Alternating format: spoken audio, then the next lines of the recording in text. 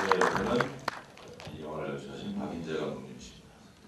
인사 부탁드릴게요. 네, 뭐 날씨도 좋은데 안 놀러 가시고 이렇게 흥행 안 된 영화를 보러 와줘서 감사드립니다. 박인재입니다. 다들 처음 보신 건가요?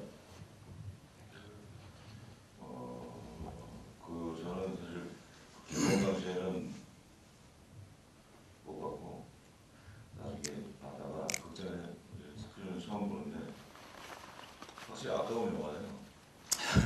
네, 감독님은 어떻게 생각하십니까? 뭐 흥행 안 된 거요? 그냥 전체적으로.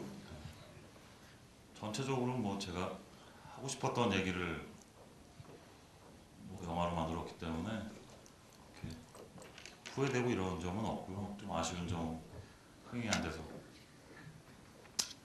뭐 민간인 사찰 별로 관심 없는 것 같아요.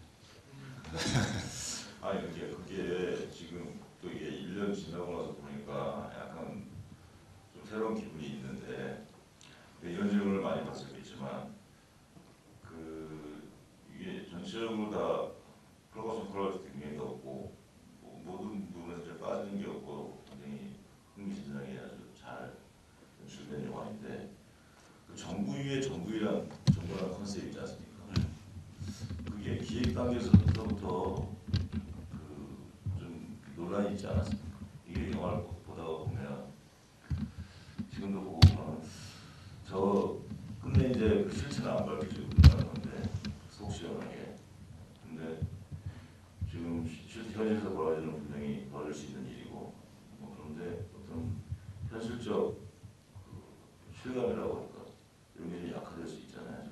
정부에 어떤 정부가 있어가지고 계속 뭔가 우주를 조정하고 있다 이런 느낌이 그냥 실제로 그냥 총리실 산에 어디 가든지 뭐 이런 해가지고 실패하는 얘기여도 될 수 있는 이야기였는데 이렇게 훨씬 부피를 늘리신 이유는 뭐가 있을까요? 뭐 정부의 정부를요? 여기 이경영과 그 기획단들 어르신 있잖아요. 굉장한 파워가 있는 어르신 같은 그들을 이렇게 설정한 이유가 뭐가 있을까요?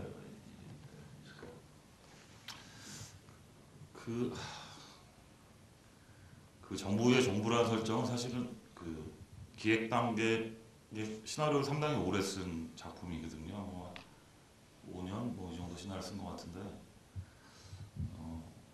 얘기 자체는 처음에 출발은 이제 민간인 사찰 당사자인 윤석양 이병의 얘기를 모티브로 가져왔는데 그러니까 어쩌면 좀 중간 단계에서 그 정부의 정부를 뭐 본격적으로 걔네를 뭐 응징하자 이런 거라기보다는 장르적인 선택이 좀 있었던 것 같아요. 그러니까 뭐 절대 악을 만들어야 될 필요가 있는데, 그러니까 저희 이 영화가 뭐 다큐멘터리 영화도 아니고 장르적인 선택이 좀 필요했던 과정에서 들어왔던 거고, 사실은 얘기하고 싶었던 바는 뭐 이 영화가 개봉했을 때 이렇게 관객들 평들을 보면 이제 그 결말 부분에 대한 얘기들이 상당히 많았는데, 그러니까 애시당초 저는 이제 기획 단계에서 정부의 정부를 뭐 응징한다든지 그런 개념이 아니었고, 그러니까 좀 더 비관적인 거였죠. 그러니까 뭐 여기 등장하는 이방훈 기자가 결국은 그 뭐 비전신에서 나오는 것처럼 그가 만지는 어떤 작은 그 촉감만 남았을 뿐이지 그 실체가 그 큰 고래인지 어떤지 모르고 그동안 끝나거든요. 그게 사실은 우리 살면서 세상에는 되게 많은 일이 벌어지고 있는데 그게 되게 좀 단편적인 것 뿐이고 결국은 진실을 알아가는 건 일종의 정의가 필요한 건데 과연 그 정의가 우리나라에서 통하는 나라인가라는 그런 화두에서 이제 정부의 정부를 선택한 거죠. 뭐 그걸 본격적으로 드러내려고 했던 영화 자체는 아니고, 예. 그것 때문에 좀 관객들이 재미없어하는 부분들도 좀 많았던 것 같아요. 그러니까 이 영화 자체가 장르적인 부분하고 그러니까 본격 장르 영화도 아니고 그렇다고 뭐 실화를 다룬 뭐 휴먼 드라마도 아니고 그 경계선에 서 있어서 관객들 좀 낯설었던 면이 있었던 것 같습니다. 예. 그 10,000원짜리로 해서 전화를 거는 그것의 실제 행동은 뭡니까? 이게 지금 그게 이제 다 궁금하죠? 이게 저도 궁금해요. 근데 항상 그런 사람들이 있잖아요. 조직 안에서 어느 정도 올라갔다가 이제 그 이 조직하고 자기 세계관하고 맞지 않는데 현실적으로 그만둘 수는 없고 하지만 근데 자기가 담고 있는 그 조직 같은 경우에는 뭐 버릴 수도 없고 그 10,000원짜리 그 아저씨 같은 경우에는 그 워터게이트 사건 때 그 아마 재작년인가 그분이 FBI 그만두시고 커밍아웃 하신 걸로 알고 있는데 그리고 사실은 그 부국장 그 워터게이트 사건에서 딥스로트라고 하는 그 인물을 모티브로 해서 가져온 인물입니다. 예. 내부에 보면 그렇죠. 근데 또 어떻게 보면 이제 그 사람 히스토리를 만들어 봤는데, 그러니까 그 사람은 또 어떻게 보면 그 조직을 멸하기 위해서 또 하는 인물이 아니라 그 사람 세계관은 사실은 균형을 맞추기 위해서 그런 행동을 한다라고 설정을 했거든요. 그러니까 너무 이쪽으로 가는 것도 아니고 자기가 판단할 때 너무 저쪽으로 가는 것도 아니고, 근데 지금 이 영화 안에서는 너무 저쪽으로 가기 때문에 균형을 맞출 필요가 있다라는 이제 행동을 그 10,000원짜리를 뭐 전달해주고 뭐 일종의 정보원 노릇을 이제 하는 거죠. 지금 이 시대가 1990년대 중반쯤으로 설정되어 있는 거죠. 94년? 예. 94년. 예. 그렇게 설정이 되어 있는데 그 컴퓨터 제가 그때 그 시기에 한겨레신문에 잡지 써가지고 아는데 과도기였거든요. 네.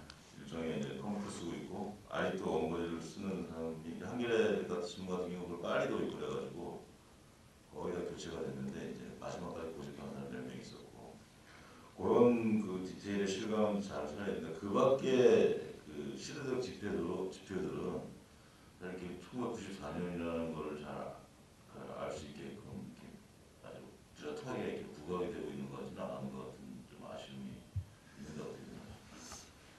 예, 저도 그러니까 미술적인 측면에서 되게 그런 걸 재현하려고 노력을 했는데 이제 돌이켜서 영화를 개봉하고 얼마 전에 그 건축학개론을 봤는데 그런 것들이 건축학개론에서 보면 그런 게 드러나잖아요. 그러니까 그런 뭔가 콕 집어서 그걸 이용해서 뭘 이렇게 뭐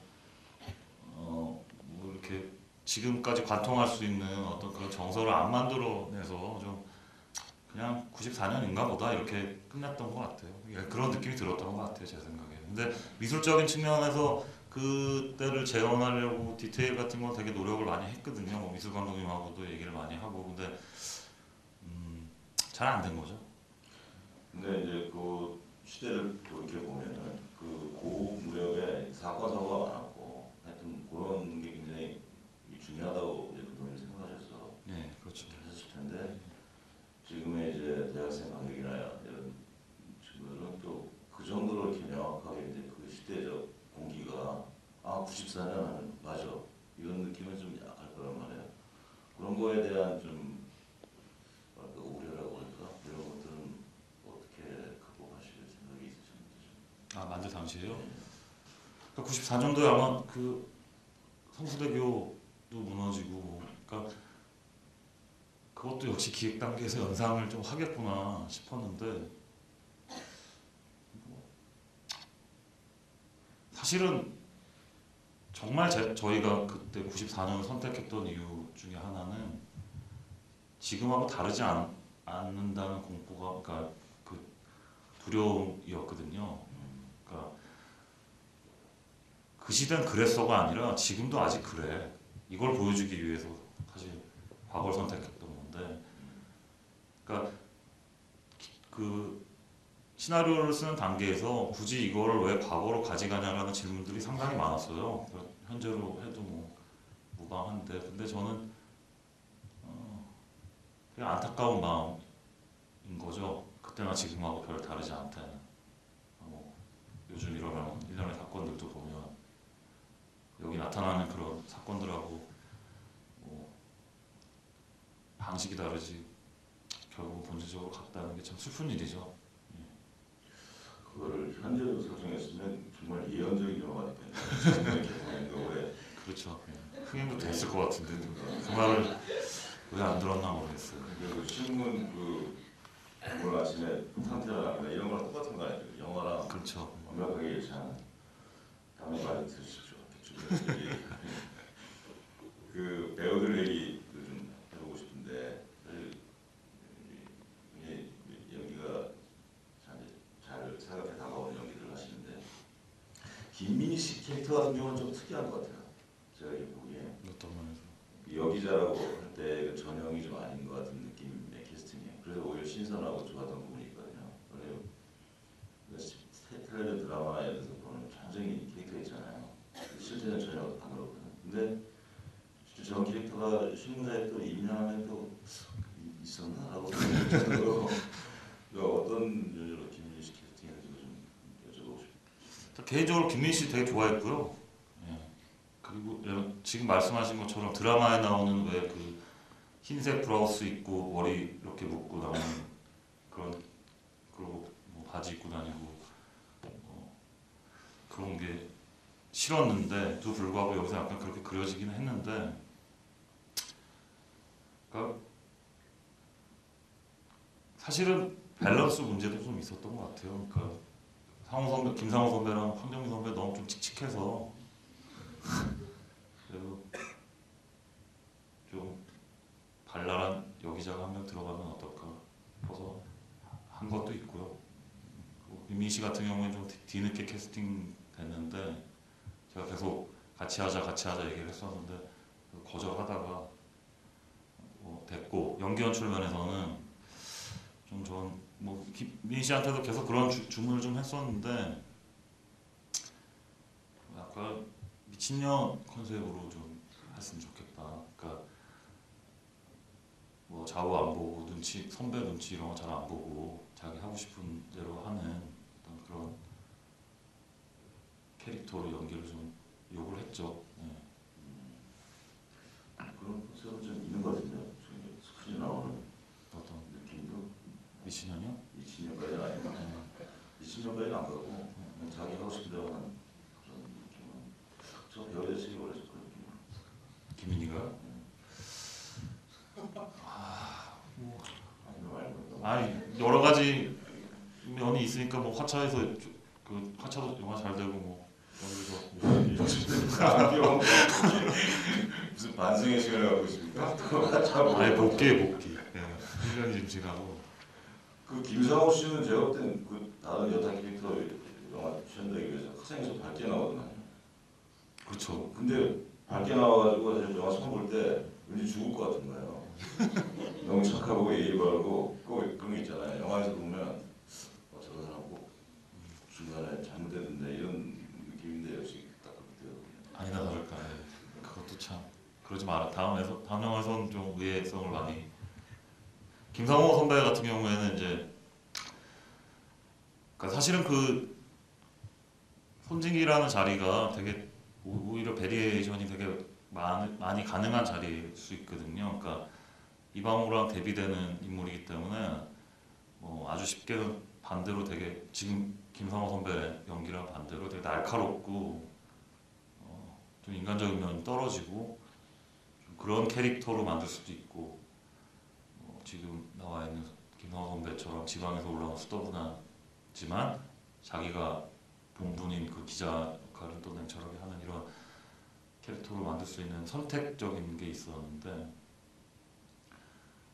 김상호 선배는 요즘엔 드라마를 너무 많이 나오셔서 과거의 그 놀라운 연기들을 볼 수는 없지만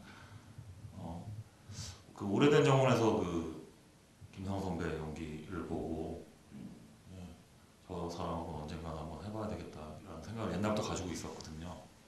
어쨌든 그게 되게 크게 작업했고 캐릭터를 만드는 데서도 좀 많이 작업했던 것 같아요. 그 제목도 제가 어디서 보니까 관객들이 그 제목을 잘 몰라가지고 당황했다고 그런 얘기가 있는데 사실입니까? 여러분도 아시겠지만 그 언론사의 헤드라인 뽑는 방식이 과장되고 이렇게 봐야 되니까 그렇긴 한데 그게 또 그냥 얘기하면 이런 여기서 그냥 이렇게 자연스럽게 얘기한 거였거든요 사실은. 근데 지금 와서 이렇게 얘기를 좀 솔직하게 해보면 그 모비딕하고 노인과 바다를 일단 첫 번째로 많이 헷갈리시고요. 그 다음에 좀 깜짝 놀랐던 건 저희 사실은 전에 이 개봉하기 전에 왜 그 일반 관객 대상으로 모니터링 시사 같은 걸 하거든요. 개봉하기 전에. 그래서 거기서 뭐 얘기가 나오면 좀 편집도 수정을 하고 좀 그런 과정이 있는데 이제 대부분 뭐 20대 대학생들 위주인데 그 모비딕이 장수함 이름 아니냐 뭐 대부분 뭐 허먼 멜빌까지는 안 가더라도 한 80% 90% 이상이 그 모비딕을 모르더라고요. 그래서 사실은 제목을 바꾸자는 얘기가 되게 많았어요. 그 배급이나 뭐 그쪽에서. 그래서 뭐 예를 들어서 뭐 특종 뭐 이렇게 그 얘기 듣는데 조페시의 특종이라는 영화 아니냐고. 그 약간 대우 비디오에서 나온 그 그런 느낌, 80년대 영화 느낌이 좀 들더라고요. 그건 좀 아닌 것 같고 어쨌든 근데 젊은 친구들이 모비딕을 뭐 책까지는 아니더라도 그게 그 뭐 그 왜 오바마가 제일 좋아하는 뭐 소설이라고 뭐 미국 애들은 뭐 다 아는 소설인 것 같은데 그게 안타까운 게 아니라요 그냥 잘 모르더라 이거 같죠. 예, 그리고 근데 영화에서 보면 그 이미지도 나오잖아요. 근데 그러니까 예예 저 이방호 캐릭터가 두 번의 판타지 장면이라고 해야 되나 뭐라고 해야 되나 하여튼 그런 장면 느낌이 그 모비딕 그런 느낌. 근데 이제 그걸 잘 모르니까 연상이 잘 안 되는 거죠. 그리고 CG도 사실은 이게 정확하게 고래인지 아닌지 뭐 의견이 분분했었고 제가 너무 복귀하나 이거? 어쨌든 좀 그런 게 있는 것 같아요. 그러니까 의외로 좀 잘 몰랐던 면이 있어서 제가 그 꼰대가 된 것 같은 느낌도 들었고 예. 그걸 몰라? 뭐 이런 거 있잖아. 예. 그 판타지 장면에 대해서는 그 뭐 말이 없었습니까? 꼭 예를 들면 꼭 넣어야 되냐 뭐 이런 식의. 아우 그건 시나리오 때부터 있었죠. 예. 특히 투자 쪽에서는 뭐 제가 느끼는 건 반드시 있을 것 같아요. 꼭 예. 넣어야 신인 되냐. 감독의 어떤 치기 어린 장면 아니냐 뭐 그런 게 있었는데 근데 그건 사실은 제가 이야기 출발점이었거든요. 그러니까 모든 건 좀 떨어져서 봐야 실체를 볼 수 있는데 너무 가까이 또 붙어 있으면 그게 전체가 어떻게 생긴지 모르잖아요. 뭐 그런 면도 있고 반대로 너무 가까이 있는 우리 다 진실인데 우리가 피부로 와닿는 건. 근데 그게 사실은 다 그 우리가 믿고 있는 진실을 다 모아 보면은 사실은 거짓일 수 있는 걸 모르는 거죠. 그러니까 그건 이야기 출발이라서 시나리오 단계에서부터 뭐 그걸 빼니 많이 결국은 뭐 감독님 편집할 때 그거 반드시 뺄 거예요. 뭐 이렇게 얘기가 나왔었는데 그건 뭐 저는 처음부터 생각하고 있었던 거라서. 근데 이제 지나간 편하게 하니까 근데 저는 그 장면이 들어가는 건 좋은데 그 장면의 완성도들에 대해서는 좀 아쉬워요. 이게 굉장히 중요한 이미지였을 것 같은데. 그쵸. 예. 그 처음에 그 깨어났을 때 이제 김민희 캐릭터가 뭘 약간 알아내잖아요. 그 느낌하고 맨 마지막에 완전 그런 느낌, 아주 어떤 부분만 만지고 있는 그런 느낌이 그런 거에 그 핵심적인 이미지라 생각이 드는데 약간 압도되지는 않는다고 할까? 그런 느낌이에요. 그게 이제 뭐 아주 1차적으로는 제 그 영화적인 스킬이 좀 부족했던 것 같고 두 번째는 뭐 그냥 장면만 그냥 구체적으로 얘기하자면 그 우리나라 그 CG 하시는 분들이 항상 후반 작업에 쫓겨서 해서 원하는 만큼 퀄리티가 나오지 않더라고. 좀뭐 헐리우드 영화처럼 무슨 뭐 CG를 뭐 6개월하고 1년하고 이러면 퀄리티가 충분히 나올 텐데 뭐 고작 해봐야 뭐 한 달 이렇게 하니까 아마 여러분들도 그런 좀 한국 영화 보시면 어이없는 CG들을 많이 보셨을 경우가 있을 텐데 그거 되게 저도 개인적으로 속상한 부분이죠. 그거. 근데 그거 어쩔 잘 해결이 안 되더라고요. 예. 이 영화 속에 나오는 기자들, 그 세 기자들이 굉장히 매력적이잖아요. 정말 고전적인 의미의 그 특종의 문매라는 굉장히 사명감을 갖고 있는 고전적인 기자들인데 좀 아이러니한데 이 우리나라 현실에 비춰보면 굉장히 장르적으로 보여요. 저는 기자들 모습이 그렇지 않습니까? 저는 확실하게 잘 모르지만 제가 옛날에 근무할 때 보면 한겨레 21 기자들이 좀 그런 게 있었거든요. 근데 거기는 주로 이렇게 반재벌적인 이런 기사를 불러가지고 계속 그냥 막 싸우고 그래요. 그래서 그는 웬만하면 씻지 않으려고 하는데 하다가도 우겨가지고 태클을 들어오고 책상을 나가고 의자 나가고 그런 걸 봤어요. 꼭 써야 되나. 근데 그럼에도 불구하고 왠지 저렇게 정말 이게 그 어두운 사건의 실체를 막 하면서 이렇게 하는 그런 기자들의 모습이 물론 있겠죠. 지금 우리나라 사회에 있겠지만 약간 장르적으로 보이는 그런 느낌도 사실 없지 않아 있어요. 제 느낌. 그 장르적이라는 거는 좀 뭔가 이 현실은 없는 사람. 정의로운 형사 같은 느낌. 예. 그런 느낌이잖아요. 예. 근데 한국의 어떤 형사 영화 이런 걸 봐도 이 형사들이 너무 수리를 잘하고 민원이고 이러면 좀 안 믿거든요. 그냥 사회 쪽에 송강호 같은 스타일이 있지. 그냥 약간 계속 헛다리 잡고 막 그런 점도 좀 생각을 하셨죠. 쓸 때. 쓰고 찍을 때. 그렇죠. 예. 그러니까 사실은 그냥 그 기자들 되게 꿉꿉하고 지금 이렇게 말씀하시는 것들이 맞는데 제가 이제 만들면서 장르적인 걸 취향한 거죠.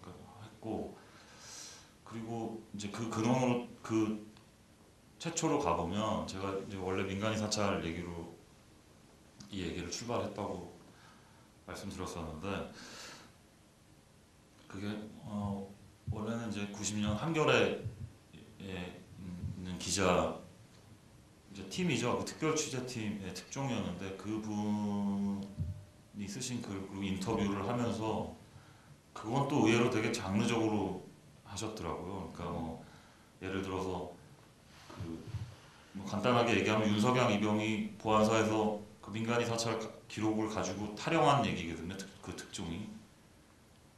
근데 이제 숨을 데가 없으니까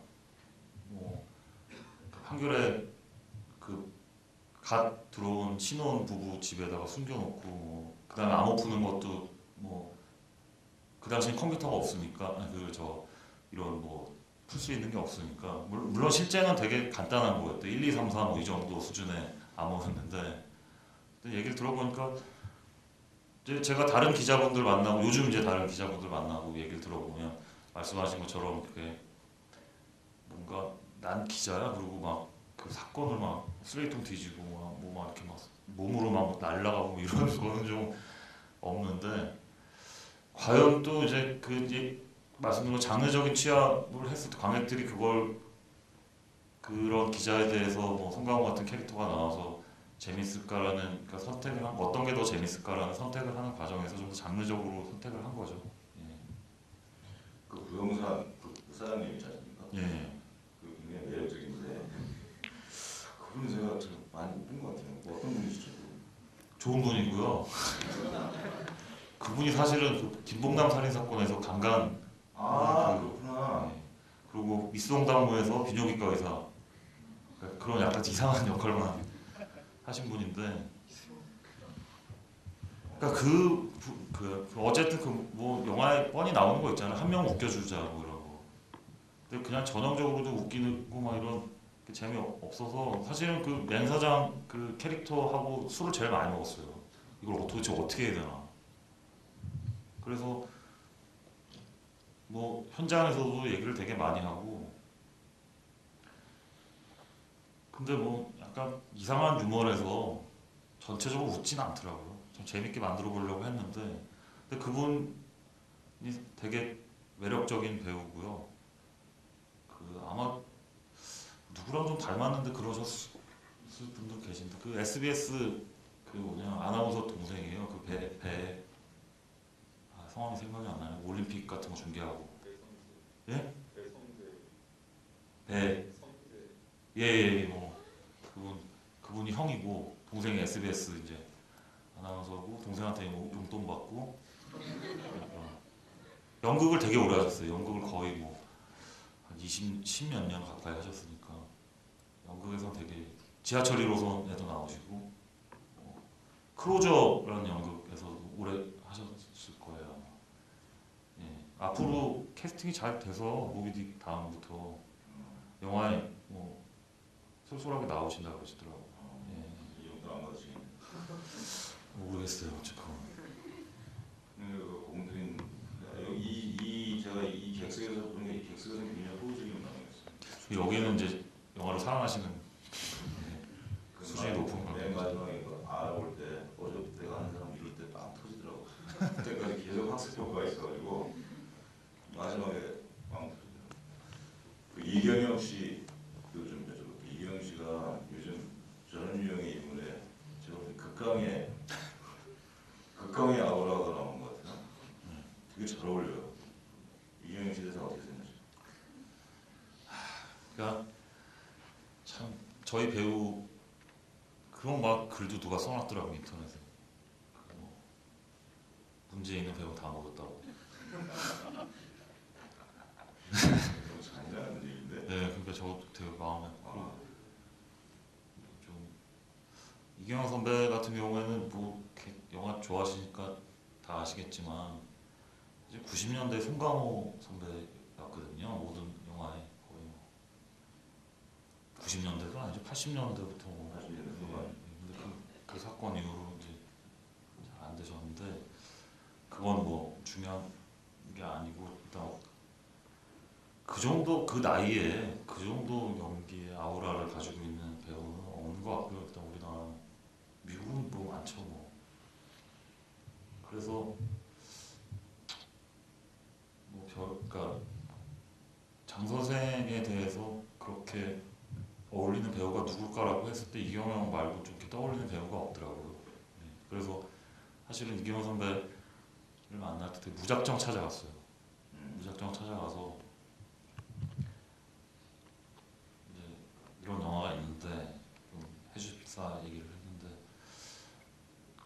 뭐 가타부터 얘기 안 하시고 술만 뭐 많이 드시더라고요. 그리고 며칠 있다 이제 연락이 와서 시작이 됐는데 이제 좀 걱정은 좀 있는 게 이제 너무 또 이쪽으로만 또 캐스팅이 돼서 예. 어쨌든 개인적으로는 참 저희 영화도 그렇지만 뭐 써니도 잘 되고 이경영 선배가 나왔던 영화들이 좀 다 잘 돼서 기분이 되게 좋고 계속 연기를 하셨으면 하는 바람이 있습니다. 창작자 입장에서 캐릭터를 만들 때 어쨌든 우리나라 배우의 수가 이렇게 뭐 다양하진 않으니까 되게 도움이 많이 돼요. 제가 질문 한두 개만 더 드리고 여기 테니까 질문 있으면 준비해 주세요. 저희 장 선생하고 그 어르신하고 얘기하는 장면 나오지 않습니까? 네. 그래서 이제 핵 운운하면서 이렇게 하는데 그거는 물론 그 당시에 남북 관계가 그런 게 있었지만 김일성도 죽고 막 김밥에도 있었지만 그런 맥락이 잘 정보가 인지 안 되면은 플러스 완전히 녹아든 것 같지는 않아요. 네. 그게 아무리 아쉬운 얘기만 하죠. 그게 아니고 좋은 점도 있는데 하여튼 그거 좀 궁금. 그게 되게 뜬금없을 수 있을 것 같다는 생각이 드는데 사실 이 영화 안에서 음모라고 할 만한 음모는 그 정도 되게 구체적으로 보여지는 건 그거였던 것 같은데 그 뭐 그런 얘기들 있잖아요. 삼성이 뭐 핵폭탄 만들고 있다 뭐 이런 얘기들 있잖아요. 실제로 뭐 핵폭탄이 있다느니 뭐 없다느니 이런 얘기가 있는데 그 핵만큼 사실은 솔직하고 위협적이고 없어져야 될 구체적인 대상만 그 핵만큼 그런 게 없잖아요. 북한도 마찬가지고 그 정도로 좀 무시무시한 존재라는 걸 보여주고 싶었는데 그게 좀 얘기하시는 것처럼 플롯에서 녹아나지 않고 그냥 기능적으로만 이렇게 딱 보여지는 거라서 그쵸 이게 뜬금없을 수 있고 그 정부의 정부라고 하는 제 수장이 이제 그 할아버지라는 걸 이제 보여주는 과정에서 이 사람이 그렇게 좀 말도 안 되는 거대한 짓을 지금 여기 우리나라에서 지금 하고 있다라는 걸 보여주기 위한 거였죠. 그러니까 처음 아까 물어보신 것처럼 확장의 의미로 좀 사용한 건데 이 영화 안에서 다음 음모로 이제 구체적인 그거죠. 예. 그게 뭐 핵이 뭐 사실 경제라고 얘기하고 그런 거 있잖아요. 예. 이게 굉장히 재밌는 얘기인데 그게 잘 안 풀린 것 같아요. 또 풀린 것 같아요. 하여튼 그거 뭐 영화는 좋으니까 다시 보기로 하고 그런 거 아닙니까? 그죠? 자, 여러분 질문을 좀 받겠습니다. 질문 있으시면 손을 들어주시면 마이크를 갖다 드리겠습니다. 네, 감사합니다. 여기 마이크 들고 말씀해 주세요. 저도 지금 영화를 스크린으로 보는 건 처음이고요. 우선 보게 된 이유는 트위터에서 누가 하차 김민희보다 여기서 훨씬 연기를 잘했다고 그래서 보게 됐는데 사실 되게 영화도 되게 재밌게 봤고요. 무엇보다 결말에서 그 황정민 씨랑 그 진구 씨랑 자기 본분으로 돌아가는 모습이 되게 영화 그 결말이 되게 마음에 들었거든요. 근데 한 가지 아쉬웠던 점이 저는 사실 이 영화 맨 처음 개봉했을 때도 이렇게 넘기게 된 이유가 포스터에 황정민 씨가 맨 처음에 딱 나오잖아요. 저는 또 황정민이야? 약간 이런 느낌이 있었어요. 황정민 씨 연기 물론 잘하시지만 너무 아우라가 큰 느낌? 그래서 이 영화의 결말이 결국은 자기 직업인으로서의 본분으로 돌아가서 해결을 한다는 건데 그 황정민이라는 배우의 아우라나 연기 톤하고 너무 커서 차라리 이 역할에 맞는 배우를 좀 더 밋밋한 그런 아우라를 가진 배우를 썼으면 어떡할까 그런 생각도 들었고 영화 보는 도중에 영화의 시선이 그 황정민이라는 주인공이 너무 가까워서 이 사람을 우리가 멀찍이서 객관적으로 지켜보는 게 아니라 너무 가깝게 보느라 약간 영웅처럼 영화에서 대하는 게 아닌가 하는 느낌이 들었습니다. 그런 부분에 대해서 어떻게 생각하시죠? 뭐 황정민에 대해서 좀 누가 믿으십니까? 아니 궁금한 게 황정민의 아우라가 어떤 거 말씀하시는 거죠? 너무 항상 연기의 톤이 너무 세셔서 아, 네. 역할을 잡아먹는다고 황정민. 아니 너무 다른 배우들보다 너무 빛을 발하니까 그분만 빼고 보게 되시는 황정민 선배를 되게 좋아하시는. 뭐 다른 의미로 좀 보자면 같은 종류의 역할을 했다라고 하는 거로 받아들여도 되나요? 같은 종류의 연기를 했다라고. 정민 선배가 같은 종류의 연기를 했다. 다른 영화에서 하던 연기와 이 영화에서 연기가 비슷하다. 저는 부담 그렇게 잘 될지를 몰랐어요. 그러니까 뭐 잘 될지 모르는 게 아니라 저희 영화 찍을 때 그게 개봉했었거든요. 그러니까 그런 면에서 좀 저희가 그건 예상 못하는 건데 불리한 점은 있었죠. 그러니까 차별성, 그러니까 어떻게 보면 되게 사회적인 배우로 이렇게 같은 종, 그러니까 부담굴에서 대사도 별로 없고 뭐 약간 그런 연기긴 하지만 영화를 봤을 때 그 남는 그 느낌들이 좀 비슷한 종류의 역할이 아닌가라고 하는 그런 것들이 저도 좀 느껴지더라고요. 그러니까 뭐 근데 이제 부담굴이 그렇게 잘 될지 몰랐어요. 아니 남 영화에 대해서 또 이렇게 잘 될지 몰랐다는 거야. 아니 그러니까 영화가 나쁘다는 게 아니라 저희가 영화를 찍고 있는 과정에서 개봉을 해서 다 잘 되려고 만드는 건데 왜 남 영화에 대해서 잘 될지 몰라.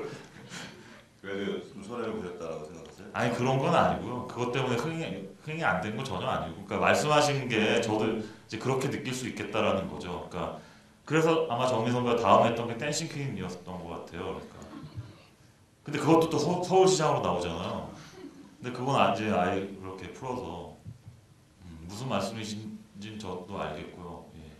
영화 찍으실 때 예. 약간 좀 더 거리를 두실 생각은 거리를 둔다는 게 어떤 감정?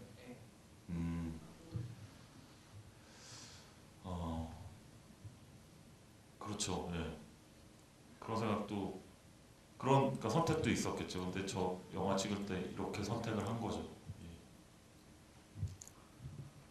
오늘 근데 제가 좀 아쉬운 점을 몇 개 얘기했는데 여러분은 아쉬운 점을 얘기하지 마시고 우리 그 명랑하게 헤어집시다 헤어질 때. 아니 이제 많이 맞아야 돼요. 그래야 뭐 다음에. 네, 또 다른 분 또 질문 있으시죠? 예, 앞에 남자분.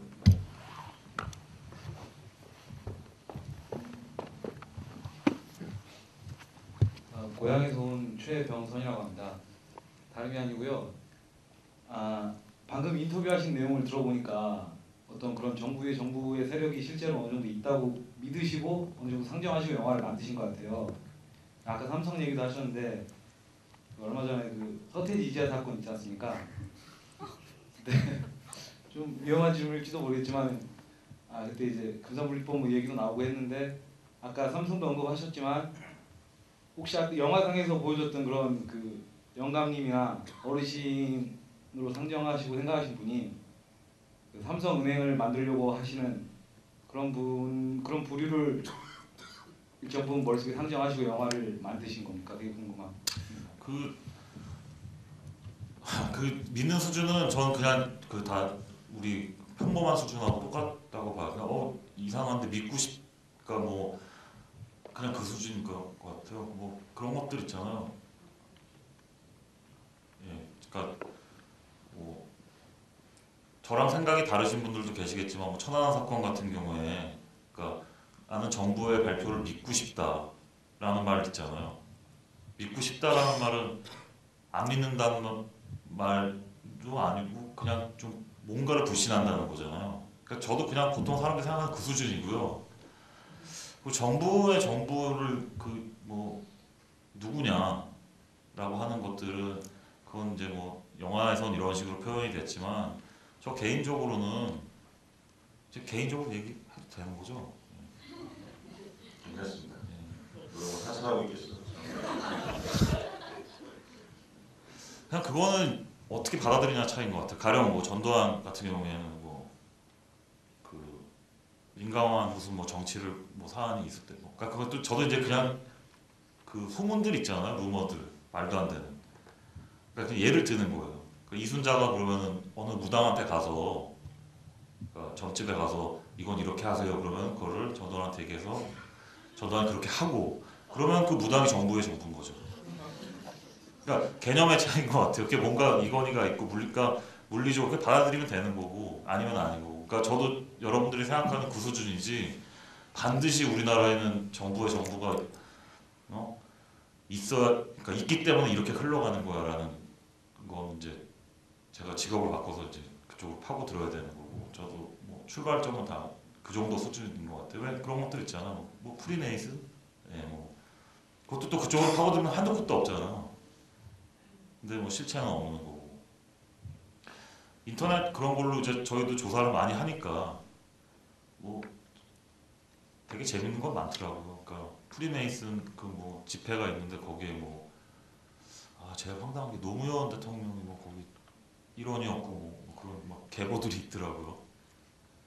뭐 어쨌든 근데 저는 음모론의 그 정부의 정부라는 거에 대해서는 뭐 여러분 수준에서 생각하는 거죠. 영화에서 보면 이런 대사가 나오잖아요. 국회의원은 4년이고 대통령은 5년이고 근데 한결같이 이제 그 위에 군림하고자 하는 사람도 있다고. 근데 그런 대사들을 볼 때 개인적으로는 지금 굉장히 좀 조심스러워하는 느낌을 받았어요. 개인적으로는. 영화에서 아니 감독님이 지금 말씀하시는 제가 상당히 조심스러워하시면서 말씀하시는 것 같은 약간 그런 그럼 여기서 가령 확실하게 또 삼성의 안경입니다. 여러분이 그러니까 방수정을 어떻게 보시겠어요? 이거 미치는 사람의 영화를 봤나? 이렇게 생각하겠지. 네. 그러니까 제가 구체적인 자료가 있으면 진짜 좀 이렇게 말씀드리고 싶은데 자료가 없고 그래서 그 칼기 사건 있지 않습니까? 그 예, 비행기 테러에서 칼기 예, 사건을 예. 조금 떠올리게 됐는데요. 예. 그것도 이제 어느 부분 이제 밝혀질 때는 어느 정도 밝혀졌지 않습니까? 어떤 뭐 어떤 게 밝혀질 때는 밝혀졌다는 말씀하시는 거죠? 그 신동아에서도 그렇고 일정 그러니까 이미 일어난 사건이 그것이 우연적으로 이렇게 노후가 된 비행기에서 발생한 사건을 이렇게 덮어씌우기 한 것으로 이제 좀 보도가 나왔다가 사라진 적이 있잖아요. 네. 저는 이제 그건 근데 그것도 다 여하튼 또 정설을 굳어준 건 아니고 보도가 이렇게 된 건데 다 모르시잖아요 지금. 그러니까 너무 이렇게 파고 이상한 들어가시면 질문을 너무 파고 들어가시면 예. 약간 루즈일 것 같아요. 그 정도 나와요. 그러니까 마지막으로 얘기하자면 그런 것들이 다 영화적인 재미를 관객들한테 주려고 했던 건데 실제로 다 있었던 일인데 뭐 칼기 말씀하셔서 그것도 뭐 다 여러분들이 아시는 그런 건데 그것도 영화적 재미고죠. 뭐. 예, 그러니까 그렇게 상상할 수 있는 영화를 보고 난 다음에 답변 감사합니다. 잘 안 된 것 같은 답변은. 손진기라는 캐릭터가 어쩌면 되게 가식적일 정도로 예의가 발라서 저는 사실 손진기라는 캐릭터가 이렇게 착한 인물인지 몰랐거든요. 근데 이거를 기획하실 때 손진기라는 캐릭터를 이렇게 왜 그렇게 만들었는지 저는 그 손진기가 그 어쩌면 그 정부의 한 사람일 수도 있다고 느끼신 거죠. 근데 저는 오히려 그래서 가식적으로 대하는 거라고 생각했는데 알고 보니까 그게 아니더라고요. 예, 예. 그게 왜 그렇게 된 건지 궁금해요. 그냥 그건 그러니까 바로 보신 것 같아요. 그러니까 그렇게 느낄 수 있게 만든 부분들이 있거든요. 어느 면에서 제가 그쪽일 수도 있겠다라고 하는.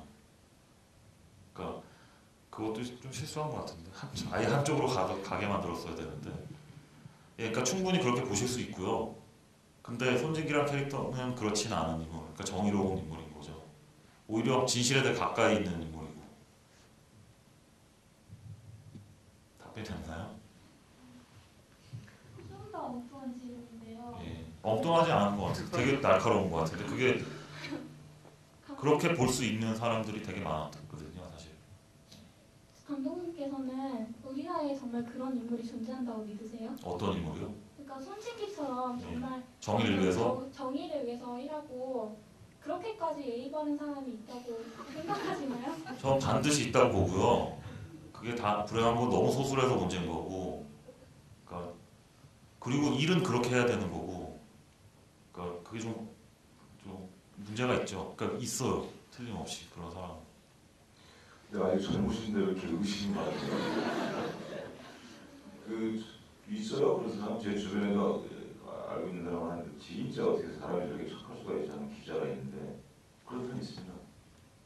믿으세요. 좀 세상을 믿고 인간을 믿고 저희는 이제 소수여서 그렇지.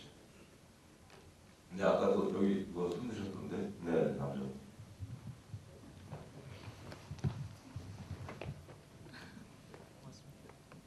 네, 저는 영화를 꽤 많이 본 것 같아요. 이 스크린에서 지금 뭐 횟수로만 치면 아마 극장에서 본 거를 하면 한 6번 되는 것 같아요. 감사합니다. 그래서 저는 이 영화가 참 안타까운 게 참 그 저주받은 명작이 아닌가라는 생각도 하고요. 예. 그 세르지 레오네 뭐그 서프론 타임 같은 그런 느낌도 들고 그래가지고 그래서 개인적으로 제가 좀 궁금한 건 이제 이 영화가 참 그런 안타까운 면이 없지 않아 있긴 한데 그 기획하시는 단계에서 이게 과연 순탄하게 영화가 잘 만들어질 수 있는 상황은 아니었던 것 같아서 만드는 과정에서 이게 그 어떤 뭐 주변에서 계속 의심하시듯이 외압적인 뭐 그런 것들은 없었는지 좀 궁금하고요. 그다음에 이제 또 다른 한 가지는 감독님이 이런 스타일의 그러니까 이런 선의 영화를 계속 유지하실 건지 아니면 다음 영화는 어떤 건지 궁금합니다. 그러니까 영화에서 외압이라고 하는 건 되게 단순한 거거든요. 하나밖에 투자가 안 되는 거밖에 없는데 이건 투자가 됐으니까 뭐 외압이 없다라고 해야 되겠죠. 예. 근데 이제 그런 과정은 있었어요. 뭐 투자가 안 돼서 시나리오를 바꾸는 과정은 있었죠. 사실은 원래 있던 시나리오에서 많이 좀 바뀐 부분이 있었고 만들면서 외압은 전 있을 줄 알았는데 의외로 없어서 심심했고요. 좀.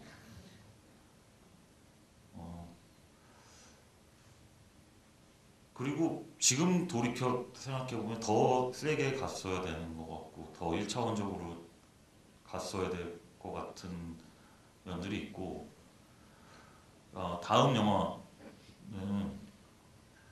그러니까 전 그런 것 같아요. 이게 뭐 질문을 이렇게 제 영화를 어떻게 봤어 이렇게 물어보면 정치 영화라고 이렇게 나눠서 이렇게 말씀하시는데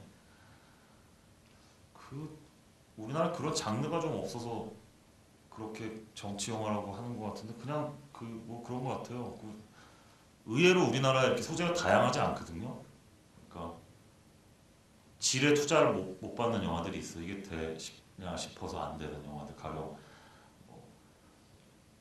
추격자 같은 경우에는 그 전에 스릴러 영화라는 건 되게 B급 영화로 저예산 영화로만 양산이 됐었는데 추격자가 잘 된 다음부터는 어마어마하게 스릴러 영화들이 투자가 되고 많이 나왔던 걸로 기억이 나는데 이 영화 같은 경우에는 뭐 헐리우드에서 이런 영화들은 사실 흔하게 볼 수 있는 장르의 영화죠. 그러니까 뭐 아주 극단적으로 하면 뭐 에너미 오브 스테이트 같은 거 그거 액션 영화로 기억하지만 사실 이런 종류의 얘기인 거고 본 시리즈도 아마 이런 종류의 얘기일 수 판단하고 근데 그걸 우리나라에서 많은 정치 영화로 포장이 되겠죠. 근데 기본적으로 뭐 비슷한 사회에 대한 얘기를 하겠죠. 틀림없이 다음에 제가 그런 영화를 만들 때도. 하지만 좀 이렇게 이 영화는 제가 사람들한테 얘기해주고 싶은 영화였거든요. 그러니까 다음 영화 관객들 얘기 좀 듣는 영화를 만들 것 같아요. 예, 그러니까 제가 호소하는 영화가 아니라 관객들한테 얘기를 좀 듣는 영화를 만들 것 같다는 생각이 좀 드네요. 예. 와 6번 보셨으면 정말 많이 보셨네. 예. 극장에서만 6번 보셨어요? 예, 결혼할 때만 오늘 이제 선물 드려야 될 것 같은데. 선물해요. 네. 뭐 어떻게 티셔츠에 뭐. 혹시 집안에 비슷한 일을 겪은 뭐 이런 트라우마가 있다는 건 아니죠? 그런 거 아니고 관심이 좀 있거든요. 저도 아무래도 시나리오를 쓰는 상황이어서. 아 예. 제가 아까 그 중간에 외압이 있었다는 질문을 들은 이유도 비근한 예로 주변에 친구가 이런 식 스토리의 이야기를 썼다가 당선은 됐는데 실제 외압이 있어가지고 무산된 경우가 있어서 외압이 투자가 안 된 건가 아니면 아니 그거보다 좀 센 외압이 있었더라고요. 뭐 만났나요 누굴? 뭐 하지 말라 뭐 이런 식으로 정도의 얘기가 나오죠. 이제 여기 이 영화는 특정하지 않아서 그래요. 특정하지 않아가지고 예를 들면 아까 말씀드린 특정을 했으면 볼 수 있었겠죠. 어떤 정부 기관 구체적 특정을 했다거나 뭐 한 가지 더 주시면 그래가지고 자기 검열이 많이 생겼을 거예요. 실제로 창작 그 시나리오 쓰시는 분들이 저도 마찬가지고. 예, 그게 이 정부가 참 그게 제일 불행한 것 같아요. 창작자들한테 자기 검열을 만드는 행위들이. 특정했으면 확인은 했을 것 같아요. 제가 또 시간이 좀 됐어요. 질문 하나 정도만 더 받아보겠습니다. 마지막 질문 받아보시죠. 이것만 묻고 싶다. 아무튼 공허중에 풀리셨어요? 질문 한 번만 더 해도 됩니까? 네, 짧게 해주십시오. 이 영화 그 내부 디테일적인 건데요. 마이크 잡고 해주세요. 그 영화 포스터에 관해서 인터넷에 보니까 이런 얘기가 있었어요. 그 체스판 위에 다 주인공들이 올려져 있잖아요. 그러니까 그거에 대해서 결국은 그 사람들이 아무리 날고 기어도 그 사람들부터 예상된 조종하는 말일 뿐이다라는 의미가 있다고 인터넷에서 봤는데 마지막에 그 비행기 안에서 모든 관객이 취소를 했는데 황정민 말고 한 사람은 타고 있었단 말이죠. 이제 그 사람이 이제 뭐 폭탄이 비행기 안에서 이륙하고 멈췄으니까 뭐 지상에서 뭐 어떻게 끌 수는 없을 거고 그 비행기 안에 그 10,000원짜리 던져준 사람이 결국 폭탄을 끈 사람이자 설치한 사람일 거란 얘기인데 그리고 나서 이제 그런 다음에 황정민한테 이제 그 정보를 주는 그 10,000원짜리를 줬단 말이에요. 그러면 결국은 황정민조차도 그래서 이제 그 포스터 얘기가 그래서 그 다음부터 좀 맞다고 생각이 들었는데 그렇게 생각하고 난 이후에 든 생각이 그 박상호 씨가 10,000원짜리에 전화를 걸려다가 병원에서 10,000원짜리 걸려다가 걸지 않고 나와서 죽임을 당했단 말이에요. 그걸 혹시 그 의도한 대로 입사람들이 의도한 대로 그 10,000원짜리를 정보를 주는 사람이 의도한 대로 거기다 전화를 걸고 거기에 따라 움직여야 되는데 그거에 전화를 하지 않고 본인 스스로 판단하고 움직이려다가 그러니까 즉 이 자기 판에서 벗어난 거죠. 판에서 벗어나서 죽임을 당한 거라고 그렇게 의도해서 그런 식으로 시나리오를 풀어 나가신 건지 그게 궁금합니다. 그거는 뭐 엔딩부터 얘기하자면 그 헷갈릴 수 있는 문제인 것 같고 좀 뭐 열려 있는 결말이니까 그렇게 볼 수 있는 건데 그 폭탄을 끈다는 행위가 꼭 그 사람일 필요는 없을 것 같고요. 예, 조종사가 끌 수도 있는, 뭐 그 안에 스튜어디스 중에 뭐 한 명이 끌 수도 있는 거고. 그 제가 처음에 뭐 정부에 좀 그 10,000원짜리 준 사람이 어떤 사람이냐라고 했을 때 상당히 높은 위치에 있는 사람일 거다라고 하면 폭파 안 될 거 알고 있었고 그처럼 신문 기사에 났으니까 그 사람 이미 알고 있었고 다음 이제 손진기 다음으로 손진기 역할을 할 사람은 이방우라고 선택을 한 거고 그리고 폭탄이 꺼졌나 그러니까 누가 꺼트렸냐는 제가 볼 때는 그건 좀 이렇게 뭐라 그러지 이게 뭐 그걸로 인해서 응징되고 뭐 이런 게 아니기 때문에 구체적으로 보여주는 필요는 없다고 생각했고요 영화 만들 때. 손진기가 그 10,000원짜리 전화를 안 거는 이유는 이제 그 한 장 남았었잖아요. 10,000원짜리 이렇게 넘겨보잖아요. 그러니까 지금 자기는 목격자가 누가 했는지 봤기 때문에 잡을 수 있겠다라고 생각한 거죠. 마지막 한 장을 좀 남겨놓은 거죠. 그 한 장을 이방호가 찾은 거고 그래서 거기서 전화를 건 거고 그런 거죠. 그렇게 보실 수 있을 것 같아요. 충분히. 그러니까 심지어는 그 10,000원짜리 그 10,000원짜리 주는 인물이 이경영 선배야 그렇게 얘기하는 사람도 있었고 예, 그리고 걔가 애시당초 비행기 타고 있었냐 아니면 뭐 비행기가 멈춘 다음에 탔냐 뭐 이런 얘기도 많았고 비행기가 뭘 멈춘다는 게 아니라 비행기가 고속버스예요. 뭐 비행기를 멈춘다고 하게. 아니 그래서 얘기가 많았어요 되게. 그 포스터는 그렇게 의도해서 만드신 게 맞습니까? 그건 제가 의도한 건 아니고요. 그쪽 포스터 업체 쪽에서 그렇게 만든 거고. 마케팅부에서 이렇게 하겠죠. 근데 이게 그러니까 뭐 사실은 본격 음모론 영화가 아닌데 마케팅에서는 음모론 영화로 포장이 돼 있잖아요. 그러니까 보시면 알겠지만 본격 음모론에 대한 얘기를 하고 싶은 영화는 아니에요 이 영화. 근데 약간 영화를 보신 분들이 약간 배신감 느끼는 것도 있는 거지. 이게 무슨 음모론이야? 뭐 이런 식으로. 근데 마케팅 쪽에서는 이제 그런 식으로 풀어서 저도 되게 안타까운 부분이었죠. 그런 식으로 이거 그런 영화가 아닌데 이런 식으로 마케팅을 하는 게 맞을까 싶었던 게 있죠. 그러니까 의외로 감독이 그렇게 뭐 마케팅이나 이런 사람들하고 의도한 대로 들어주지도 않고 그런 면 있죠.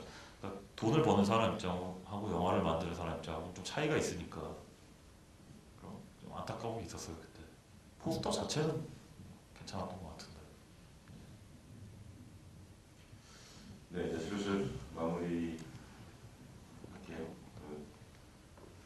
하여튼 그 아까 뭐 6번 보신 분도 말씀하셨지만 이 모비딕이 아까운 영화인 것만은 틀림이 없는 것 같습니다. 여러 가지 복합적인 변수로 인해서 한 재능 있는 감독과 여러 실력 있는 배우들이나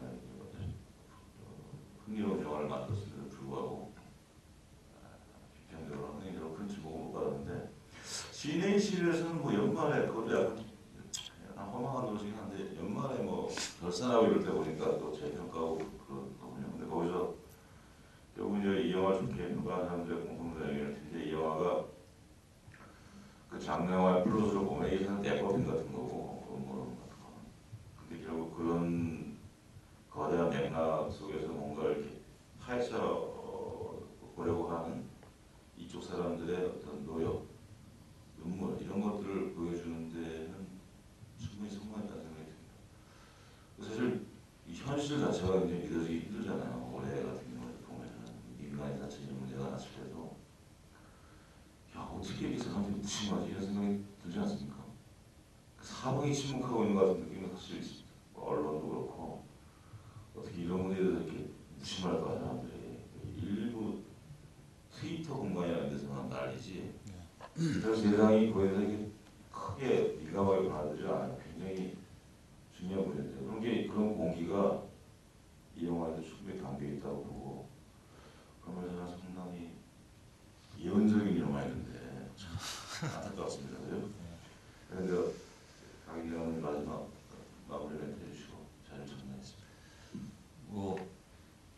저도 이제 이 영화에 대해서 이렇게 진지하게 얘기해 보는 게 좀 오래돼서 되게 솔직히 말하면 기분이 되게 지금 좋고요.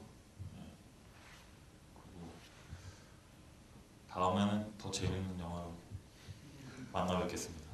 더 의미 있고 더 재밌는 영화로. 빨리 찍으셔가지고 또 내년쯤에 또 한 번 하지 뭐. 아니 이게 다시 보기 이게 나오는 영화들이 되게 흥이 잘 안 되는 그러니까 영화니까 여기 뭐 하지 마시고 너무 많이 봐가지고 한 5년쯤 후회하는 영화를 하십시오. 예. 뭐 벌써 다시 보길래 이런 거 말고 우리 좋은 거. 예. 어쨌든 와주셔서 감사드립니다. 네, 오늘 좋은 말씀 박인대 감독님 박수.